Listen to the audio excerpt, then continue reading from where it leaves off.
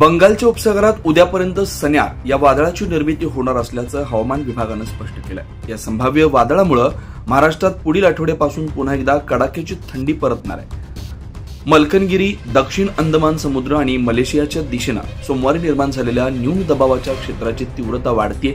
उद्यापर्यंत ते वादळात रूपांतरित होण्याची शक्यता व्यक्त करण्यात आली आहे। यामुळे राज्यातील किमान तापमानात वाढ झाली आहे। ते सध्या 21 अंश सेल्सिअस पर्यंत पोहोचलंय, पण ही वाढ तात्पुरतीच असणार आहे। पुढील काही दिवसात वायव्य भारतातील किमान तापमानात लक्षणीय घट होणार आहे। मध्य भारतातील तापमानाचा पारा खाली जाणार आहे।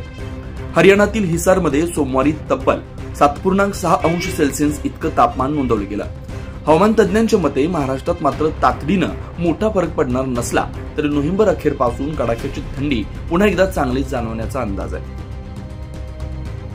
9 न्यूज महाराष्ट्र ब्युरो, नाशिक।